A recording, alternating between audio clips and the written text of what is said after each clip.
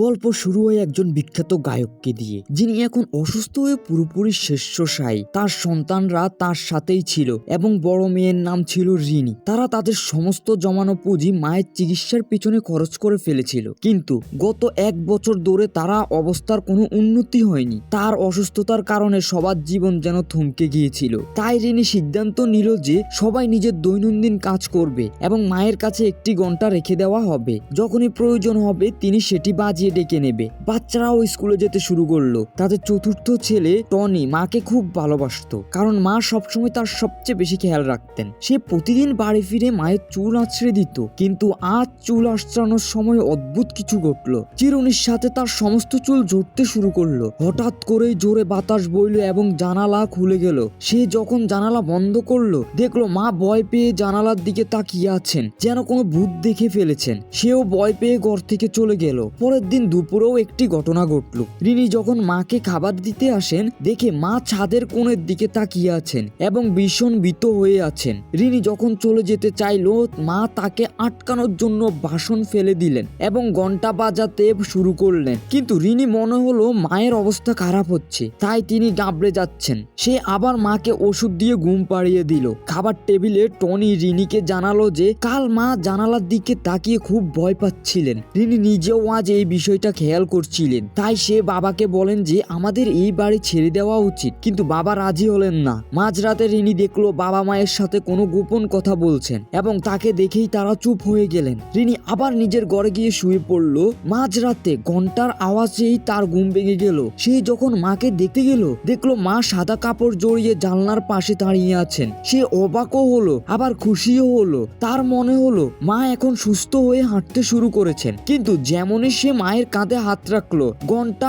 আবার জোরে জোরে বাজতে শুরু করলো। সে দেখলো মা তো বিছানায় শুয়ে আছেন এবং এটা দেখে সে খুব ভয় পেয়ে গেল। যখন সে পিছন ফিরে তাকালো, জানালার পাশে সেই মহিলা সেখানে ছিল না। হঠাৎ ভয়ে তার চোখ খুলে গেল এবং বুঝতে পারলো যে এটা ছিল একটা ভয়ঙ্কর স্বপ্ন।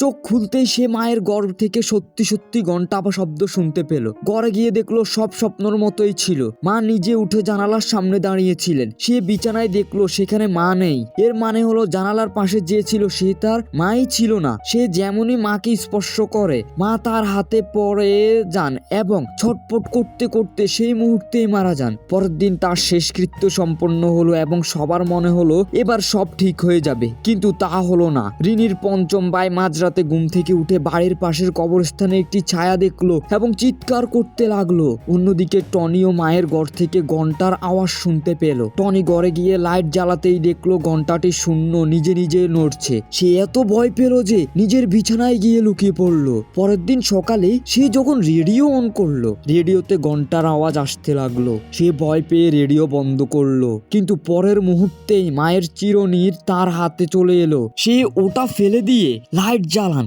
লাইট জ্বালাতেই রেডিও শান্ত হয়ে গেল এবং ঘর থেকে সেই চিরুনিটিও উধাও হয়ে গেল। তার মনে হলো এগুলো মায়ের প্রিয় জিনিস এবং এগুলো ছাড়া মা তার শেষ গন্তব্য শান্তি পাচ্ছে না। তাই পরের দিন সে ওই জিনিসগুলো মায়ের কবরে দাফন করে দিল। এদিকে রাতে টনির 2 ভাই বাথরুমে যাওয়ার জন্য উঠলো। তাদের দেওয়ালে টাঙানো মায়ের ছবি দেখে খুব ভয় লাগতো, তাই তারা মায়ের ছবিটা ঢেকে দেওয়ার সিদ্ধান্ত নিল। তারা ছবির ওপর একটি বড় চাদর ছুঁড়ে মারলো, কিন্তু চাদরটি ছবির বদলে কোনো অদৃশ্য জিনিসের উপর গিয়ে পড়লো, যেন সেখানে কোনো মানুষ বা ভূত দাঁড়িয়ে আছে। এটা দেখে দুজনেই চিৎকার করতে লাগলো। তাদের চিৎকার শুনে সবাই সেখানে এলেন। দেখলো সবাই স্বাভাবিক এবং চাদরটি ছবির উপরেই আছে, কিন্তু বাচ্চারা বলল যে সেখানে কেউ একজন ছিল যে তাদের দিকে এগিয়ে আসছিল। রিনি এবার চিন্তিত হয়ে পড়লো এবং বুঝতে পারলো যে মায়ের আত্মা মুক্তি পায়নি এবং ঘরেই ঘুরে বেড়াচ্ছে। তার শান্তির জন্য সে একটি সবার আওয়াজ করলো, যেখানে প্রতিবেশীর আন্দের সাথে দেখা হলো।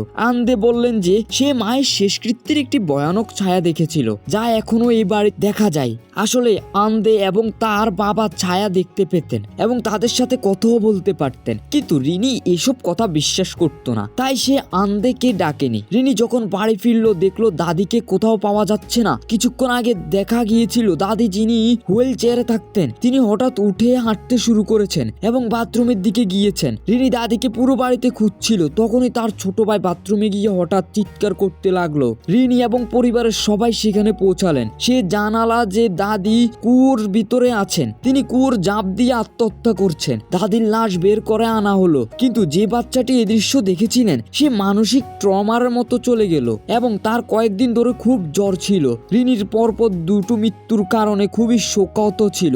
দাদির ঘরে সে একটি চিঠি পেল যা কোনো তান্ত্রিকের নামে লেখা ছিল। তার মনে হলো এই সব কিছুর পিছনে কোনো বড় রহস্য আছে যা আন্দে বলেছিলেন, আর হয়তো এই তান্ত্রিকই ওই রহস্য জানেন। রিনি জানতে চেয়েছিলেন আসলে কি ঘটেছে, তাই আন্দের সাহায্য সে ওই তান্ত্রিকের ঠিকানায় গেলেন। রিনি তাকে চিঠিটা দেখালেন যা তার দাদি লিখেছিলেন। সেই ব্যক্তি তাদের ভিতরে ডেকে বলল, আমি আর তোমার দাদি ছোটবেলার বন্ধু ছিলাম। আমি তাকে বিয়ে করতে চেয়েছিলাম কিন্তু তা হয়নি, তবে আমাদের বন্ধুত্ব বজায় ছিল। আমি দেখতে পাচ্ছিলাম যে বাড়িতে অদ্ভুত সব কাণ্ড ঘটছে। আমি জানতাম যে তোমার মা কোনোদিনও মা হতে পারবে না, কিন্তু বছর খানেক পর যখন তিনি এলেন দেখলেন তার 4 সন্তান রয়েছে। তিনি জানতে পারলেন যে মা ওই সন্তানদের একটি তান্ত্রিক অনুষ্ঠানের মাধ্যমে পেয়েছে, কিন্তু তিনি জানতেন না যে এটা কোনো জাদু নয় বরং শয়তানের সাথে একটি চুক্তি। তান্ত্রিক রিনিকে একটি বই দেয় যেখানে ওই অনুষ্ঠানের ব্যাপারে সব লেখা ছিল। বাড়ি ফিরে রিনি এবং টনি বইটি পড়তে শুরু করলো এবং তারা জানতে পারলো যে একটি শয়তান কোনো নারীকে মা হওয়ার ক্ষমতা দিতে পারে, কিন্তু বিনিময়ে সে তার 4র্থ সন্তানকে বলি চায়। 4র্থ সন্তান হওয়ার পর মা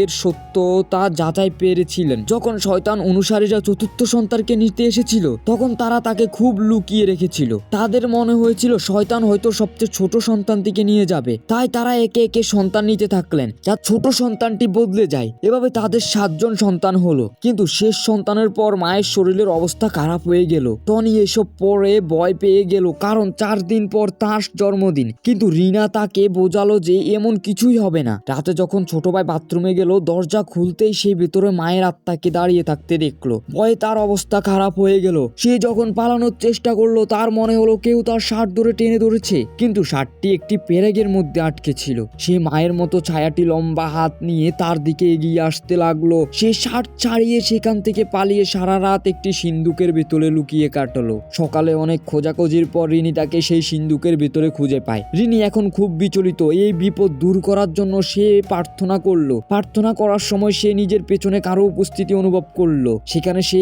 একই ছায়া ছিল যা রাতে তার বাইকে ভয় দেখিয়েছিল। প্রার্থনা শেষ করে রিনি যখন পেছনে তাকালো সেখানে কেউ ছিল না, কিন্তু যেমনই সে সামনের দিকে তাকালো সেই ছায়াটি একেবারেই তার চোখের সামনে ছিল। রিনি তার বাবাকে বলল যে এই বাড়িতে থাকা আর ঠিক নয়। সে ভয় পুরো দিন আন্ডোর বাড়িতে কাটালো। তখনই তান্ত্রিক আবার রিনিকে ফোন করলেন। তিনি রিনিকে জরুরি কাজে ডাকছিলেন, কিন্তু রিনি বাচ্চাদের রেখে যেতে পারছিল না, তাই আন্দ্রে সেখানে গেল। তান্ত্রিক তাকে একটি চিঠি দিলেন যাতে রিনি সেটি পড়তে পারে। আন্দ্রে যখন ফিরে আসছিল হঠাৎ তার বাইকের সামনে একটি ছায়া চলে এলো এবং আন্দ্রের দুর্ঘটনা ঘটলো। ঠিক তখনই একটি ট্রাক তাকে পিষে দিয়ে চলে গেল। পরিষ্কার বোঝা যাচ্ছিল যে কেউ চায়নি চিঠিটি রিনির কাছে পৌঁছাক। আন্ডের শেষকৃত্যে রিনি সেই চিঠিটি পেয়ে গেল। রাতে রিনি যখন জানালা বন্ধ করছিল সে বাইরে আন্ডের ছায়া দেখতে পেল। তখনই কেউ তার হাত ধরে বাইরে টেনে নেওয়ার চেষ্টা করলো। ভাইয়েরা মিলে তাকে রক্ষা করলো। সবাই খুব ভয় পেয়েছিল। বাবা কথা দিলেন যে সকালে তাড়াতাড়ি বাড়ি ছেড়ে দেবেন, কিন্তু রাতে আরো ভয়াবহ কিছু ঘটলো।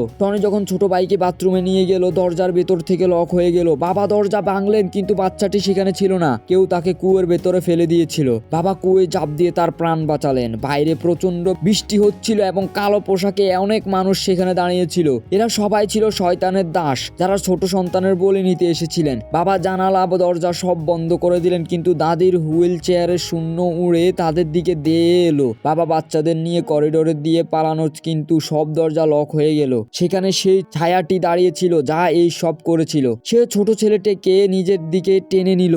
ভাই তাকে বাঁচানোর চেষ্টা করলো, ব্যর্থ হলো। শয়তান বাচ্চাটিকে নিয়ে চলে গেল। সবাই খুব শোকাতুর ছিল, কিন্তু তাদের মনে হয়েছিল যে শয়তান আর তাদের বিরক্ত করবে না। বাবা দেখলেন যে ওই লোকগুলো বাড়ির বাইরে লাল রঙের বীজ ফেলে দিয়ে গেল। পরের রাতে ওই লোকগুলো টনিকে নিতে আবার চলে এলো এবং বাড়িতে ঢোকার চেষ্টা করতে লাগলো। তখনই সেই তান্ত্রিক তাদের প্রাণ বাঁচাতে সেখানে পৌঁছে গেলেন। দাদির আত্মাও এই শয়তানদের সাথে লড়তে তাদের সাহায্য করলো। সবাই গাড়িতে বসে সেখান থেকে পালিয়ে গেল। তাদের মনে হলো বিপদ কেটে গেছে, কিন্তু শহরে নতুন বাড়িতেও এক নতুন প্রতিবেশী এলো যে রোজ খাবার নিয়ে আসতো। সেও ছিল শয়তানের দাস, কারণ তার কাছেও সেই একই লাল বীজ ছিল। রিনির পরিবারের উপর এখন আগের চেয়েও বড় বিপদ আসতে চলেছে। আর সিনেমাটি এখানেই শেষ হয়।